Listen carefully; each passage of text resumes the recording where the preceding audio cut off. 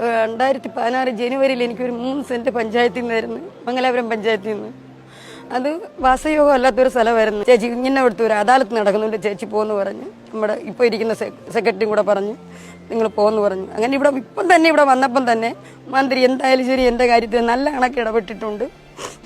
ഇനി അവരെ ബുദ്ധിമുട്ടിക്കുന്ന ഒരു പഞ്ചായത്തിൻ്റെ അല്ല, ഞാൻ നിങ്ങൾ വ്യക്തിപരമായി നല്ല പണ്ടുണ്ടായ ഒരു അനീതിയാണല്ലോ, അപ്പോൾ അത് പരിഹരിക്കണം. അടുത്ത യോഗത്തിൽ തന്നെ അത് ഉൾപ്പെടുത്തിയിട്ട് തീരുമാനമെടുക്കാം. അപ്പോൾ സ്ഥലം കണ്ടെത്താൻ പഞ്ചായത്ത് കൂടി ശ്രമം നടത്തുക.